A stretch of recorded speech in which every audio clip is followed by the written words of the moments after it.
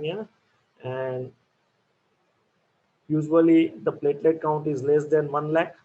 It is a diagnosis of exclusion, and the mechanism by which immune thrombocytopenia is caused.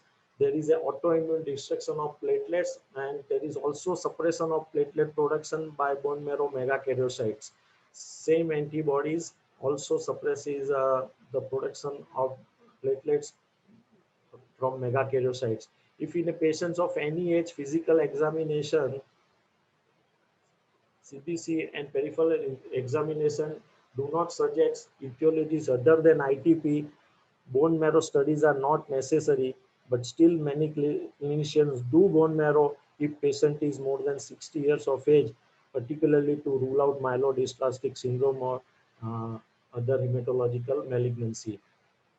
Bone marrow should be done in patients with severe or worsening thrombocytopenia of unexplained nature.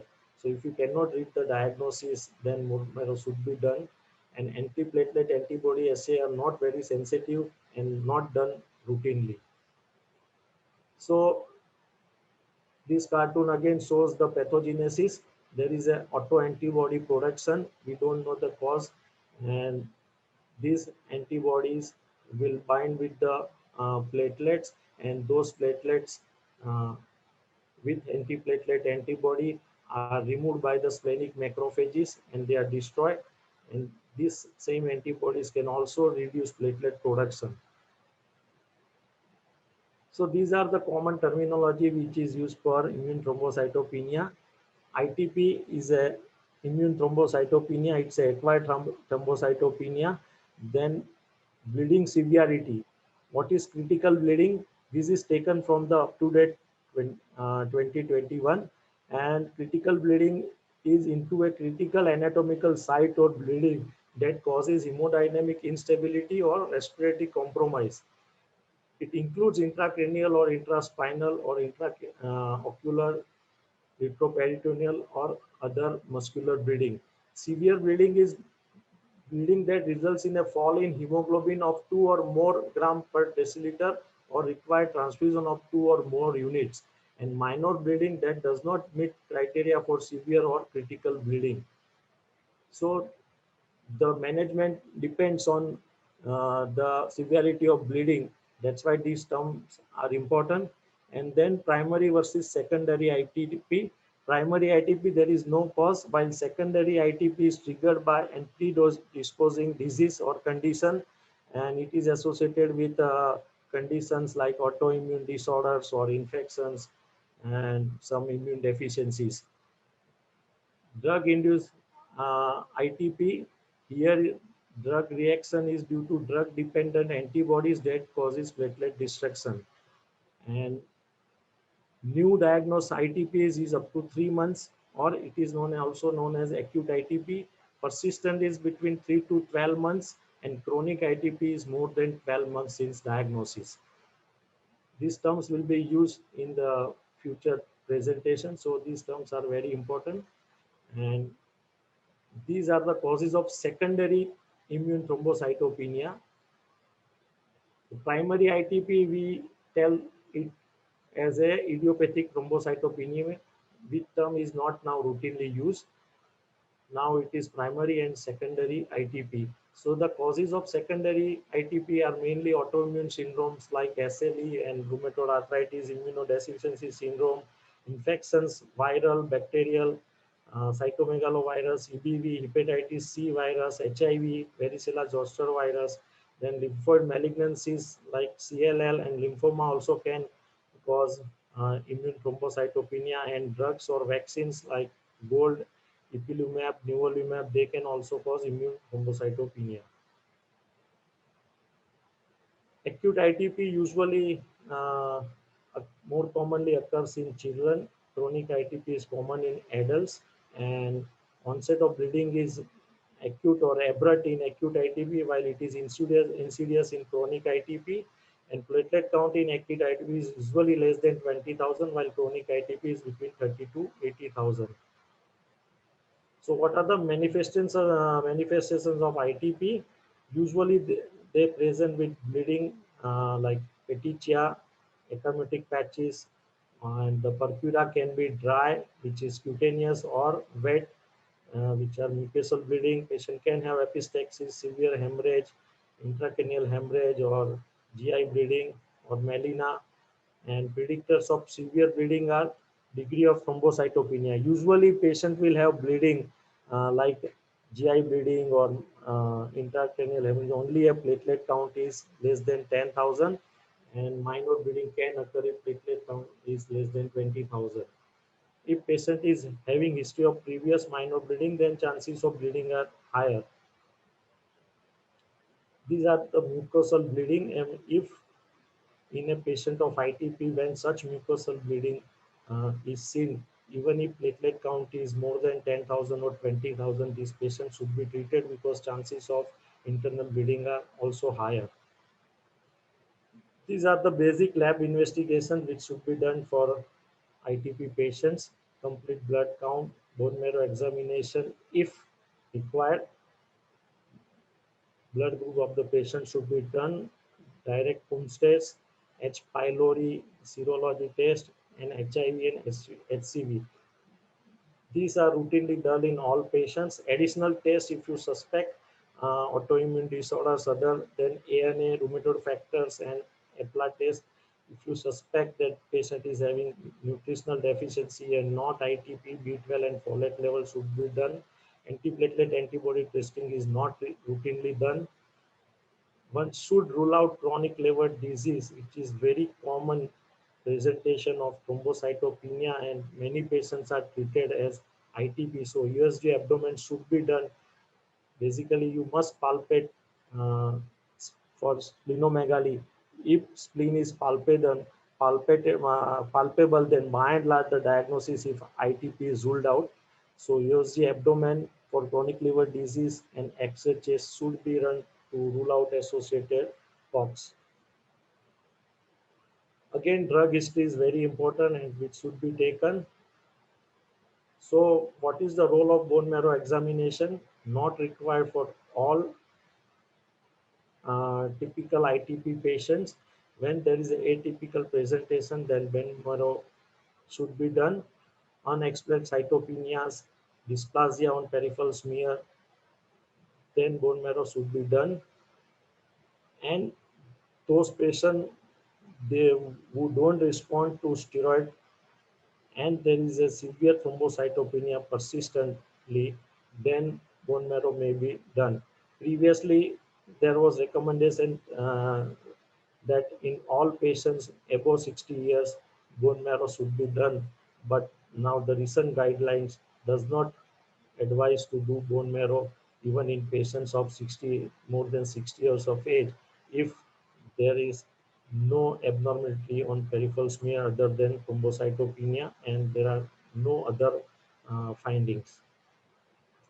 So all ITP patients, they don't need treatment. So whom we should treat? The goal of treatment is to stop bleeding first and to make him stable and then to increase the platelet count to more than 30,000. So all patients who present with bleeding and those with platelet count less than 20,000 should be treated. Immediate therapy is not required for patients with platelet counts between 20,000 to 50,000 in the absence of bleeding. But those patients who have a higher threshold for bleeding, uh, they may be treated even if platelet count is more than 20,000, particularly those patients who are having history of clinically significant bleeding at a higher platelet count, comorbidity that increases bleeding risk such as peptic ulcer disease or liver disease, uncontrolled hypertension, then those patients who are having an increased risk of injury such as risk of falling or participation in high risk activities like some sports, those patients who need concurrent anticoagulation therapy or antiplatelet therapy, and those patients who are having recent surgery or head trauma. So these patients should be treated even if platelet count is between 20 to 50,000. So which patients should be hospitalized? Patients with profound mucocutaneous or internal bleeding or critical or severe bleeding, they should be hospitalized and treated. And those patients who are having platelet count less than 20,000 but having history of bleeding before, they should be hospitalized. And treatment of immune thrombocytopenia in patients who are having bleeding, this algorithm explains it. So those who are having bleeding, one should first of all make the rapid clinical assessment, which are the bleeding sites, whether bleeding is severe or not, what is the platelet count, what are other bleeding risk factors, and therapies that were effective for this individual previously. So this question should be asked, and then patient should be treated. Those patients with critical bleeding, they should be, and platelet count is less than 20,000, they should be treated with the combination of platelet transfusion, IV gamma, as well as glucocorticoids. So this is the only condition where patient should be given platelet transfusion, because this is a do and die situation, and platelet count is very low, as well as patient is having bleeding from the sides which can be life threatening, and patient can be hemodynamically also unstable. So these patients should be treated with combination of all three: platelet transfusion, IV gamma, and glucocorticoids. Then those patients who are severe bleeding means that because of the bleeding, hemoglobin is down by 2 gram, or patient needs 2 units of blood transfusion. So they also need urgent treatment, but this patient should be treated with either IV gamma or glucocorticoids.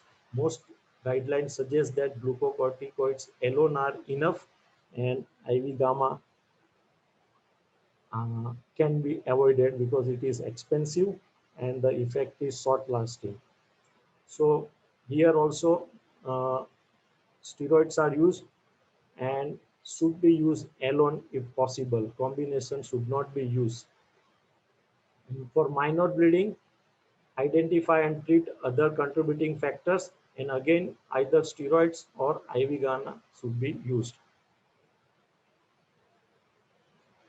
So that was algorithm for stopping the bleeding, and those patients who are not having very severe bleeding, the platelet count should be increased. So this is the approach for increasing the platelet count. So once patient is having ITP, clinical assessment is done. If patient is having critical or severe bleeding, then he should be treated for emergency treatment with combination.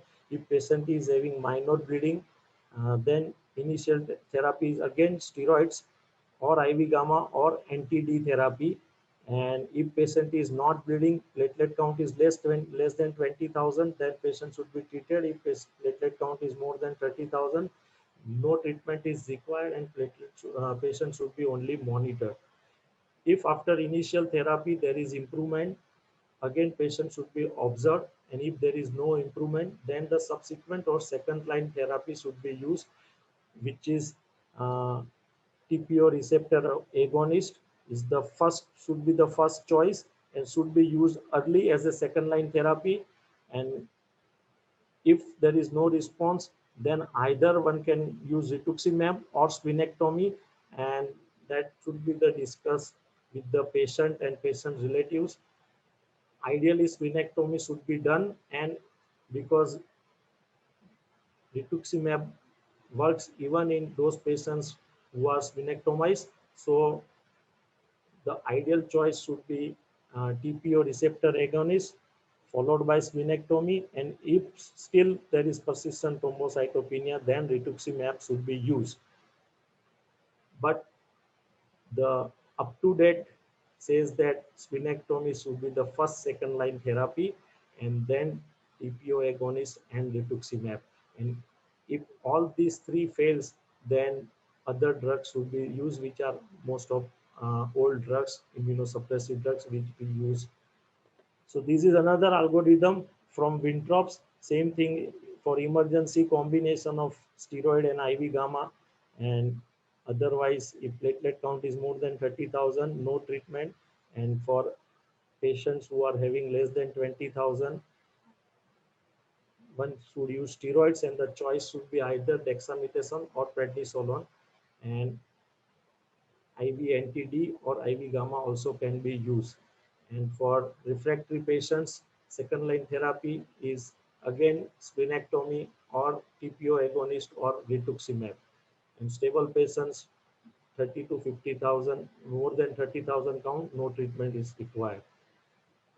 So those patients who are having severe bleeding, or those patients who are to be submitted for surgery, only in those patients platelet transfusion should be given. When there is a do and die situation and life-threatening bleeding is there, only then platelet transfusion should be used, and use combination also only when there is severe or critical bleeding.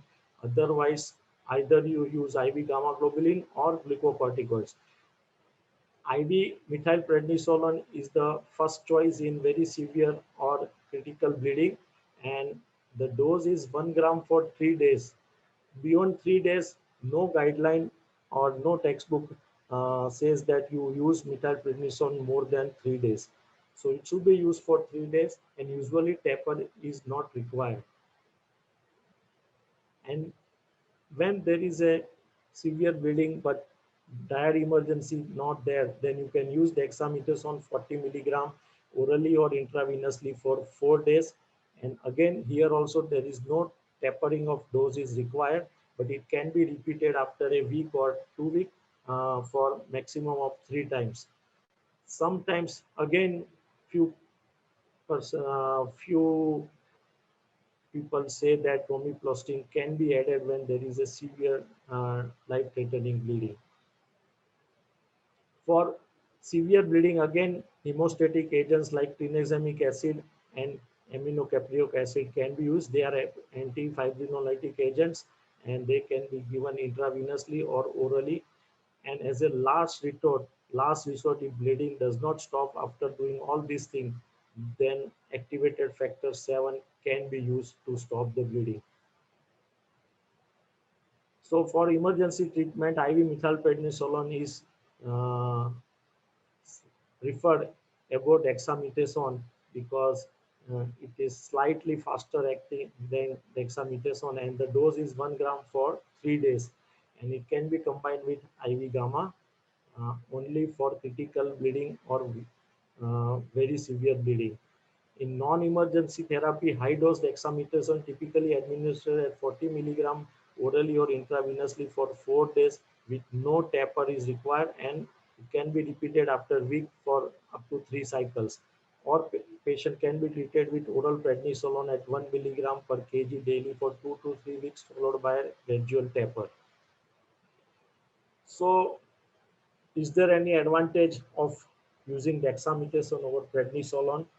Uh, Yes, in the many trials, it has shown that dexamethasone is a better overall response. It has a better complete response. It has a fewer bleeding events during the first 10 days, and there is no difference in overall or complete response at 6 months, but it has a fewer toxicity and better response rate. So dexamethasone should be preferred over prednisolone if possible. Coming to IV gamma, it raises the platelet count within 24 to 40 hours, and effect of IVIG usually persists for 2 to 6 weeks.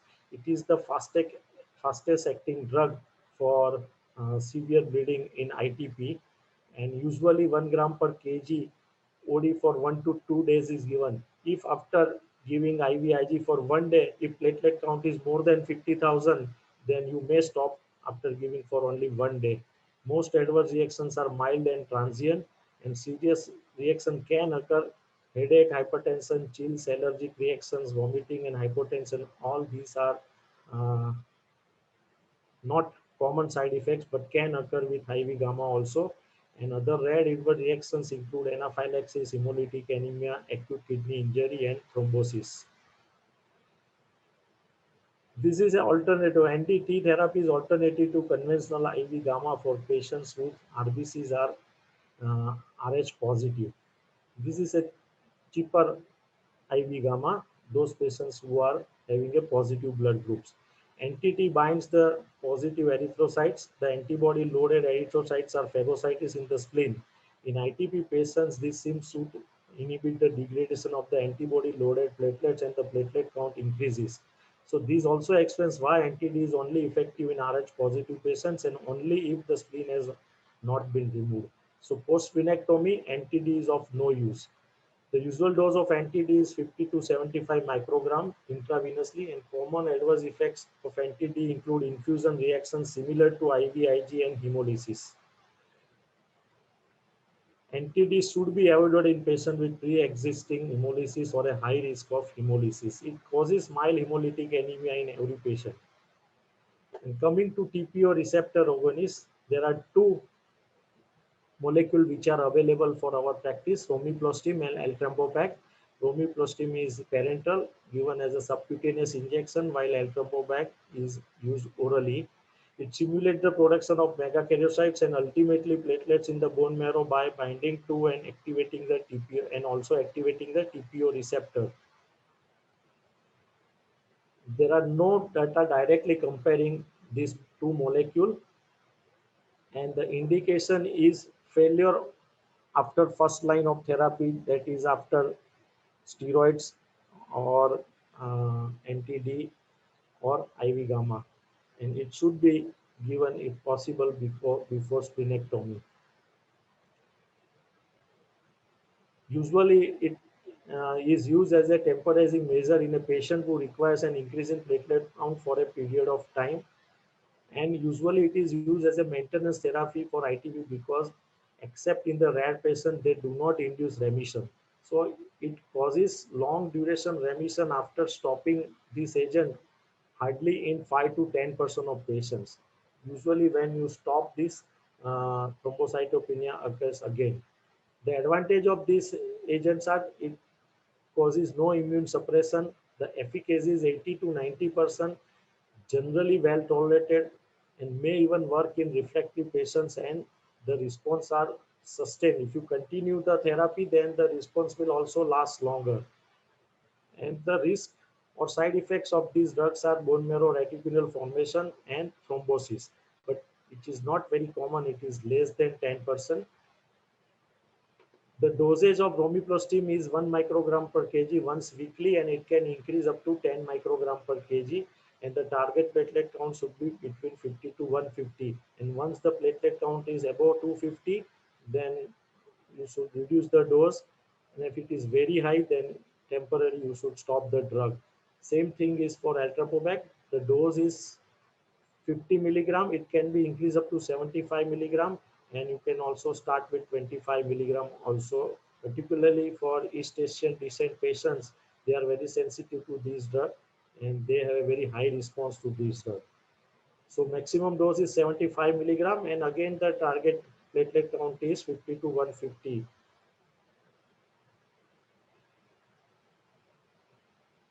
Is there any real world comparison between these two? No, but the retrospective analysis is there, and Eltropopac group has shown fewer bleeding related episodes and lower use of rescue medication. So Eltropopac is slightly superior to romiplostim as far as safety is concerned. Then how we taper the dose? So usually treatment should be given with this therapy for 24 weeks. Then evaluate the response. If there is no response, you should stop the drug. If there is a response or complete remission, then tapering should be started, and it should be started from week 25 to week 32, and then patient should be observed for another 10 to 12 weeks. So there is no absolute right way to taper the dose of eltropobac, but if patient is stable and the platelet counts is safe for 6 months or longer, particularly more between 80 to 100 or more than 100, then one should think of tapering the dose of eltropobac. So patient is on 50 milligram per day, then drop to 25 milligram. After 4 weeks, if platelets are still stable, then you can do it alternate day. And if still platelet counts is stable after 4 weeks, then you can further reduce the dose and you can stop after another 4 weeks. but there is no final way or standard way of tapering the dose for both these drugs.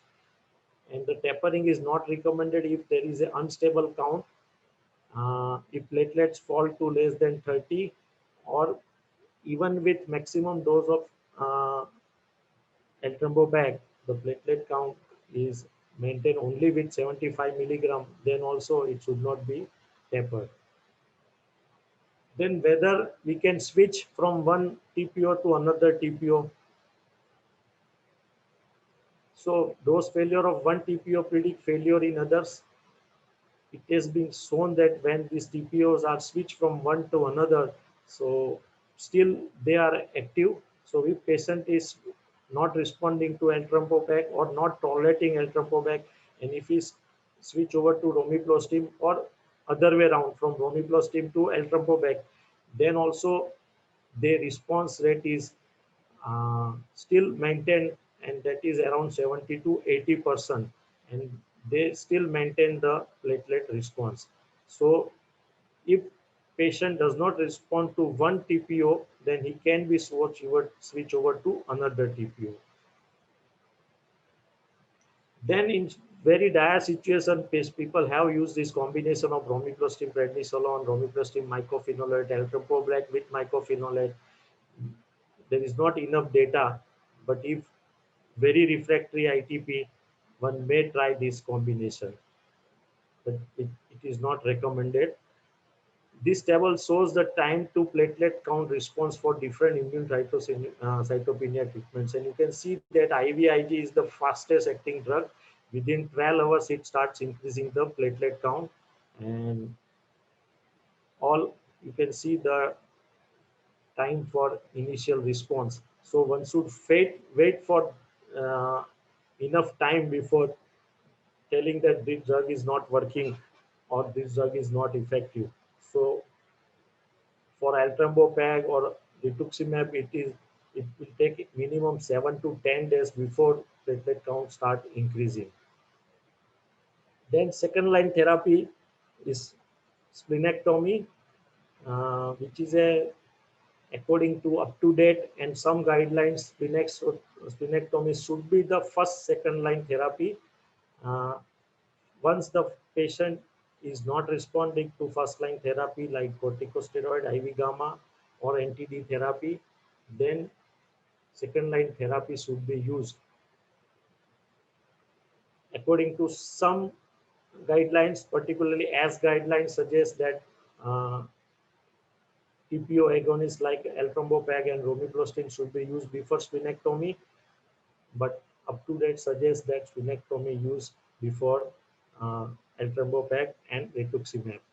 Rituximab can be spared because it is the only drug which is equally effective even after splenectomy.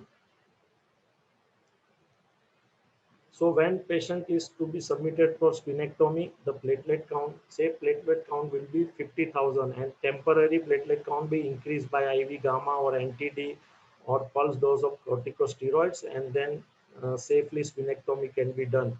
Even with low platelet count also splenectomy can be done, or with platelet transfusion, one single donor platelet just before splenectomy, and it can be done safely. Approximately 85% of patients attain hemostatic response after splenectomy and two-thirds achieve a durable response. And patients should be vaccinated before doing splenectomy. If it is done as an emergency measure, then also it should be given just before splenectomy also. Ideally before 2 weeks, three vaccines should be given. Pneumococcal, H influenza, and meningococcal vaccine should be given, and post splenectomy antibiotic prophylaxis, either penicillin or erythromycin, should be given. Rituximab is anti-CD20 antibody, and which is used commonly for lymphoma patients. But when splenectomy fails, then this is again as effective as in non-splenectomized patients. And the dose is 375 milligram per meter square IV every week for 4 weeks. People have tried low dose therapy, but in our experience also, it is not as effective as 375 milligram per meter square. There are few papers telling 100 milligram per meter square is as effective as 375. But as on today, 375 milligram per meter square is the standard dose. Responses are usually noted within 4 to 8 weeks after the first infusion, but may occur as late as 4 months. And complete or partial remission occurs in 25 to 50% of patients. But the duration of response is longer and usually it remains for around 1 year.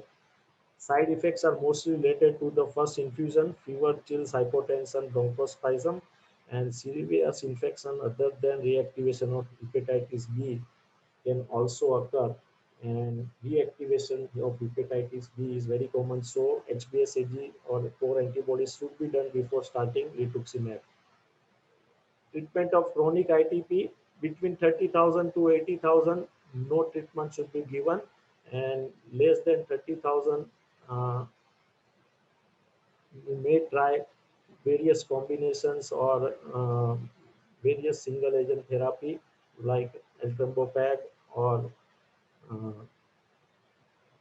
drugs like danazol or azathioprine or mycophenolate. Cyclophosphamide is not routinely used. Cyclosporine can be used, or third line therapy are vinca alkaloids or some combination chemotherapy. And if there is persistent severe thrombocytopenia, then stem cell transplantation can also be done. I have a patient who is maintaining platelet count of less than 5,000 for last 7 to 8 years. Everything is given to her, including steroids, IV, gamma, eltrombopag, romiplostim, cyclosporine, dapsone. All the drugs are given, and after last 8 years, she is maintaining platelet count of less than 5,000. She doesn't have any major bleeding, few petechial spots, and now she is living with 4,000 with small dose of prednisolone 5 milligram on alternate day, and no other drug is given, and still she is not bleeding, and but platelet count is around 4,000. She relapsed after splenectomy within 6 months. So there are few patients, but if they are not bleeding, then it is better not to give drugs and causing more harm rather than helping them. Avatrombopag was an experimental drug, but in 2018 it was approved. It is another TPO receptor agonist drug, but it does not require to take on empty stomach. Atrampobag is to be taken on empty stomach, and nothing should be taken before 1 hour before and 2 hour after Atrampobag. And antacids should be avoided if you are taking Atrampobag. And this is slightly faster acting than Eltrombopag. But in India, still Avatrombopag is not available. Hep C with ITP, antiviral therapy should be considered in the absence of contraindications. These patients can be treated with IV gamma globulins. Corticosteroid may increase the viral load, and platelet count should be closely monitored if patient is on anti-Hep C therapy. HIV with ITP also can be treated with steroids or IV gamma or anti-D therapy, and along with that antiviral therapy should be given. ITP in pregnancy, again this is a very important condition and should be treated appropriately, so pregnancy can be baby can be safely delivered. And if platelet count is above 50,000, no treatment is required, and below 50,000 or between 20 to 50,000 also most of the time no treatment is required.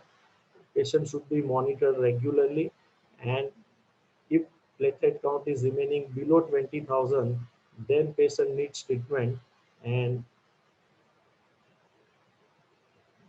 the common drug which are used and which are safe: IV gamma globulin can be used anytime during the pregnancy. Cyclosporine is safe and can be used in pregnancy, particularly in second and trimester of pregnancy.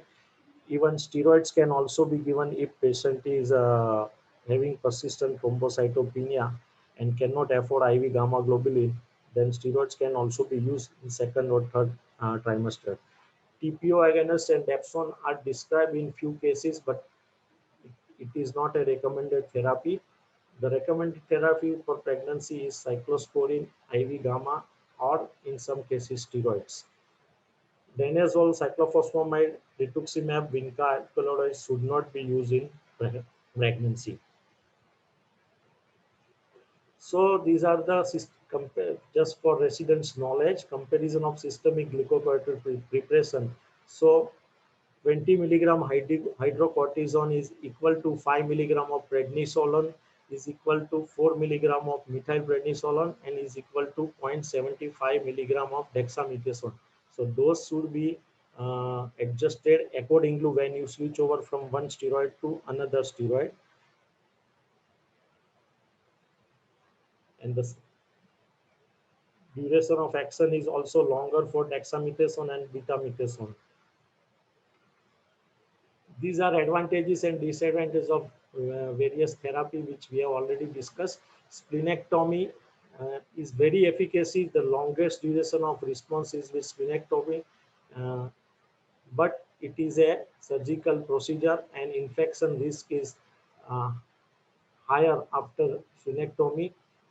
There is also risk for thrombosis after splenectomy. Some patients, they have very high platelet count after splenectomy, and there can be thrombosis. So sometimes aspirin or anticoagulant drug is to be used after splenectomy, but the thrombosis risk is less than 5% post splenectomy.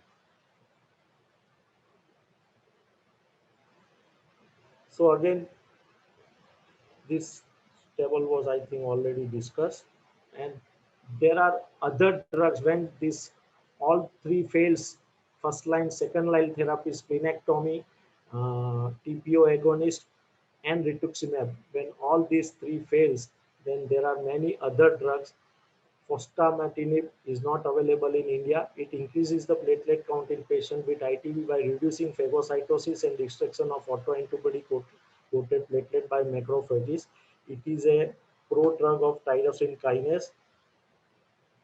Then another drug is danazol. It's a modified androgen, and liver function should be checked regularly during long-term therapy. The dose is 400 to 800 milligram per day. It should not be given to women with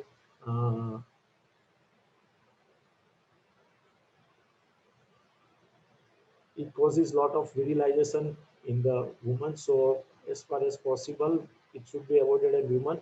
Other side effects are weight gain, myalgia, and hair loss. This treatment also responds slowly and should be given for at least 2 to 3 months before assessing its effectiveness. The commonly used drug is azathioprine. It is a very old drug and very effective drug. uh, the standard dose is 1 to 3 milligram per kg per day. It initially often combined with steroids, and after few weeks, the steroid dose is slowly tapered.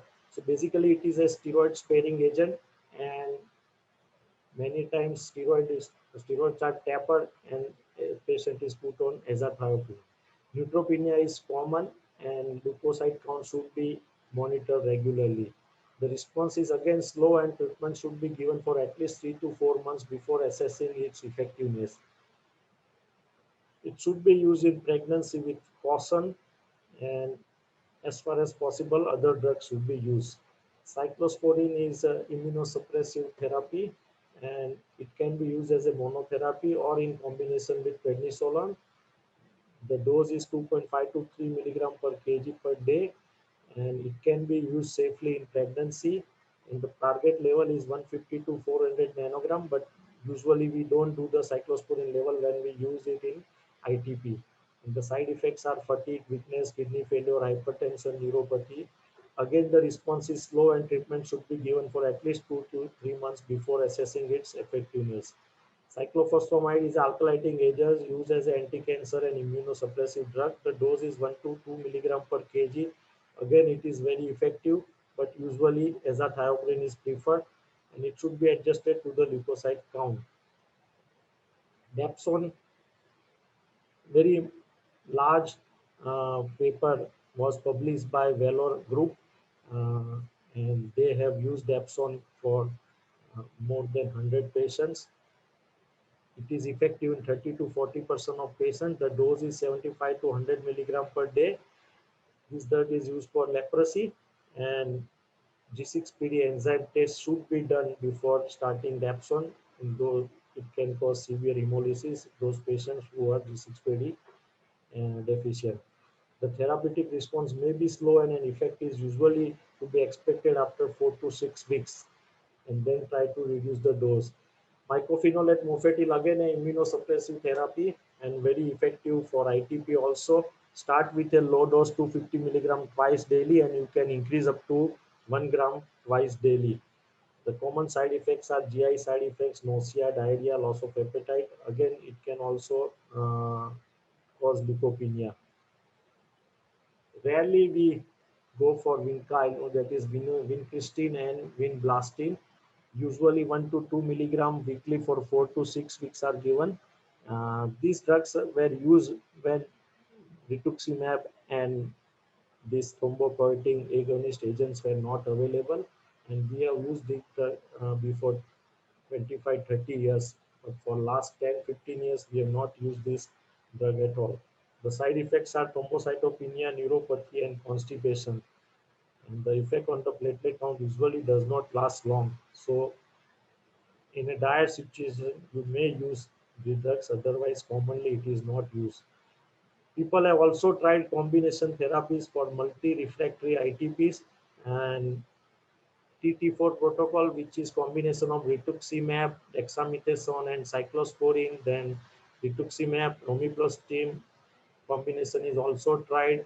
Then eltrombopag, azathioprine, mycophenolate, cyclosporine combination is also tried. So in dire situation when patients are not responding to all first line, second line therapies, then this combination therapy may be tried. So this table is showing the various drugs which are used for ITP and the dose of these drugs. So coming to summary and conclusion, ITP is a diagnosis of exclusion. The overall risk of critical or severe bleeding is relatively low, with greatest risk in individuals with prior bleeding, platelet count less than 10,000 and older age, especially more than 60 years. Those patients who are having a hypoplastic marrow and thrombocytopenia, chances of bleeding are very high compared to patients of ITP. The goal of treatment in ITP is to prevent significant bleeding, not to normalize the platelet count, and use minimum drugs if patient is stable and not bleeding. If there is no response to steroids, then please stop it. Don't continue steroids even if patients are not responding. TPO agonists should be used early as second line and then splenectomy or rituximab. Platelet transfusion should be given only in critical bleeding or before emergency life-saving surgery. 10% cases have spontaneous remission in first year, so splenectomy usually done after a year of diagnosis. Thank you.